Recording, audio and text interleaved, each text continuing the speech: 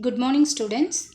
In today's session we are going to handle module 3 Poisson's and Laplace equation, uniqueness theorem and its derivation. Before getting into the derivation, first we will see what is the importance of reading this Poisson's and Laplace equation and why we have to do this. So in the previous class we have derived the capacitance. We have found the capacitance by first assuming the charge distribution on the conductor and then finding the potential difference in terms of the assumed charge.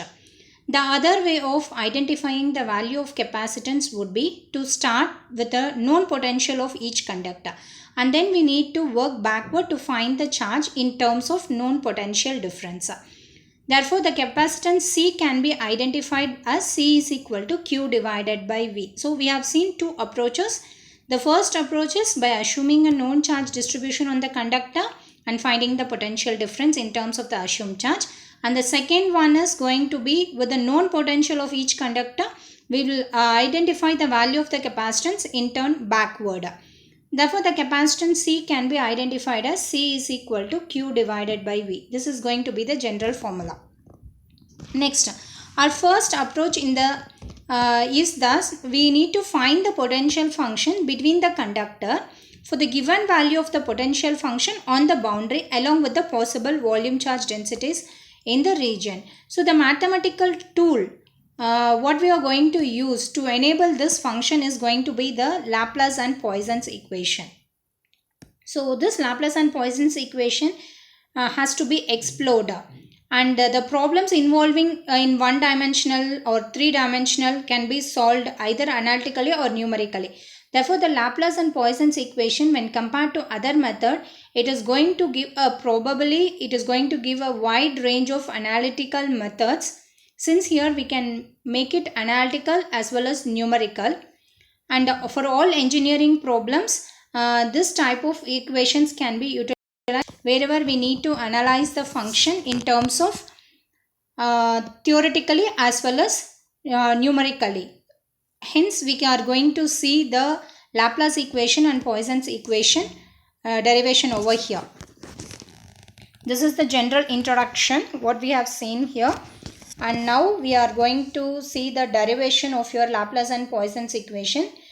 Before getting into the derivation, we'll see a few points where we are going to identify the electric field intensity from Coulomb's law or Gauss's law. So this has already been described in module 1, and also using the relation E is equal to minus negative gradient of your electric scalar potential. So from this, it is either possible for us to identify the value of electric field intensity or the electric scalar potential if any one of your parameter is available. In such cases, suppose if you wanted to identify the value of your electric field intensity by means of the charge distribution, it could either be your line charge density or volume charge density or surface charge density, or if you wanted to identify the parameter with the help of the potential given at the same boundaries. So this type of problem is known as an electrostatic boundary value problem. It means that boundary condition will be framed depending upon the application given over there. Next one, for this type of problem where we wanted to have a boundary value problem, where we wanted to apply the boundary condition, there we are going to determine the Poisson's equation and Laplace equation. This Poisson's equation and Laplace equation is derived from Gauss's law. So we all know that what is meant by a Gauss's law. Gauss's law is nothing but the electric flux coming out from any closed surface is equal to the charge enclosed in that surface. This is going to be your Gauss's law, and we can say this equation is also called as Maxwell's first equation in integral form. This is going to be Maxwell's first equation in integral form. There are two forms. One is going to be your integral form, another one is going to be your point form. Gauss's law will represent the Maxwell's first equation in integral form, whereas the divergence theorem represents the point form in point form of Gauss's law. Point form of Gauss's law can be written as divergence dot D is equal to rho V, where this point form of Gauss's law is derived by the divergence theorem. So divergence theorem output is nothing but point form of Gauss's law, and Gauss's law general form is going to be your integral form. This is Maxwell's first equation in integral form, and it is going to be the Maxwell's first equation in point form. This is your Maxwell's first equation in point form. Using either of these two equations, now we are going to solve the Laplace equation and Poisson's equation. We'll start with the Laplace equation. For a linear material, Poisson's and Laplace equation can be derived from the Gaussian equation. So by using Gaussian law, it is possible for us to obtain the equation for Laplace equation and Poisson's equation. Starting from point form of Gaussian law, we know that point form of Gaussian law is divergence dot D is equal to rho V. Now what is the relationship between your electric field strength and the electric scalar potential? What is the relationship between your electric field intensity and electric flux density?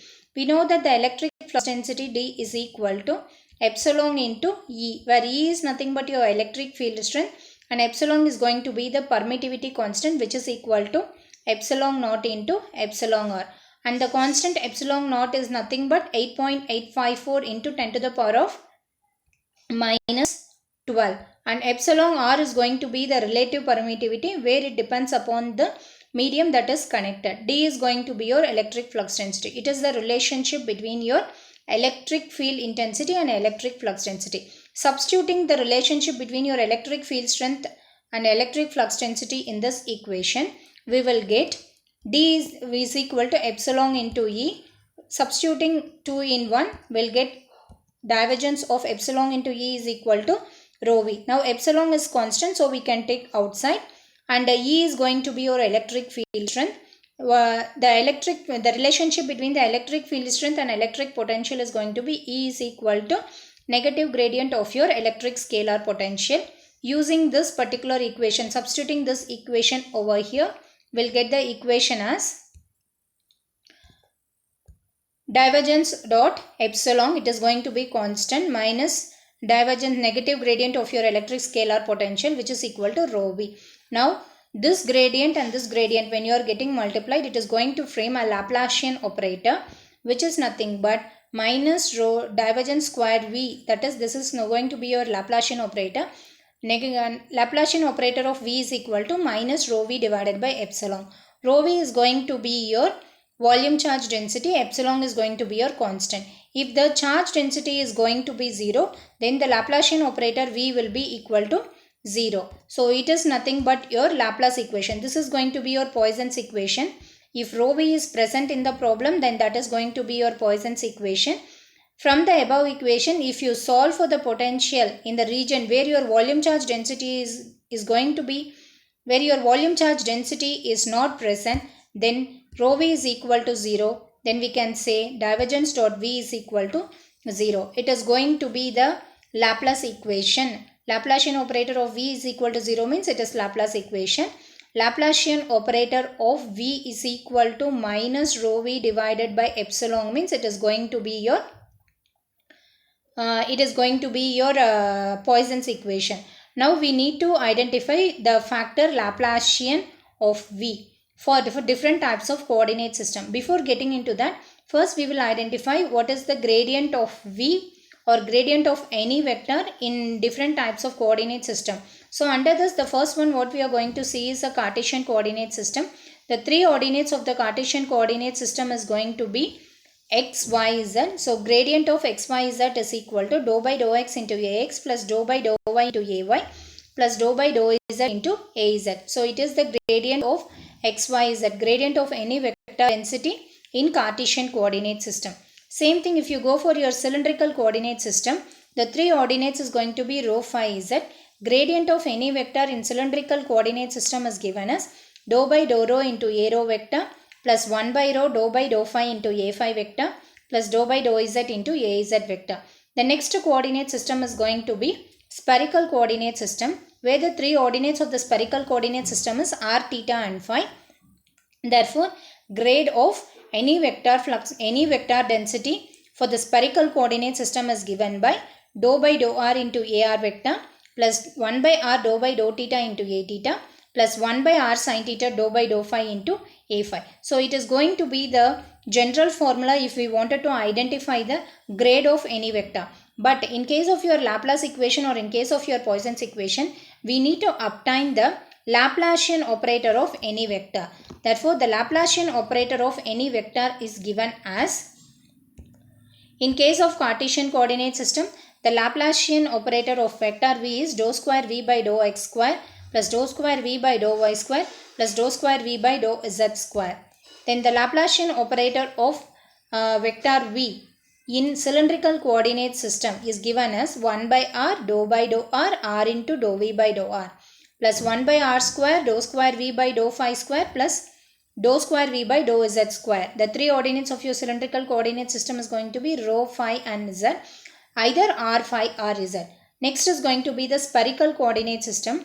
In case of spherical coordinate system, the Laplacian operator of v is given as 1 divided by r square dou by dou r square dou v by dou r plus 1 by r square sin theta dou by dou theta sin theta dou v by dou theta plus 1 by r square sin square theta dou square by dou phi square. So this is the formula that we need to use it for a spherical coordinate system. So if they ask you guys to identify the Laplace equation or Poisson's equation, then we need to substitute the Laplacian operator formula in its corresponding coordinate system. Next we are going to see the uniqueness theorem. Uniqueness theorem. So now we have solved for Laplace equation and Poisson's equation. Now we are going to see about the uniqueness theorem. This is the theorem that states that in a given region, within a given region, your Poisson's equation and Laplace equation will have a unique solution satisfying the boundary condition. So this is going to be the statement. So when you have a Laplace equation and Poisson's equation, at one particular region, both the equations will have a unique solution satisfying your boundary condition. Boundary condition is nothing but, suppose you consider a concentric spherical shell. So in a concentric spherical shell, you are going to connect, between the concentric spherical shell, you are going to connect the potential. The inner potential is at a voltage of V0 and the outer potential is going to be having, it is grounded. So when you are doing so, here what we can do is, two boundary conditions we can write. This is going to be your radius R1 and this is going to be your radius R2. So we need to frame the two boundary condition. Boundary condition number 1 is at rho is equal to R1. What is your function? What is the value of your voltage V? V is equal to V0. At rho is equal to R2, the potential V will be equal to 0. Why? Because the outer layer, that is R2 shell, is connected to the potential and then it is connected to the ground. So here we can frame the two boundary condition.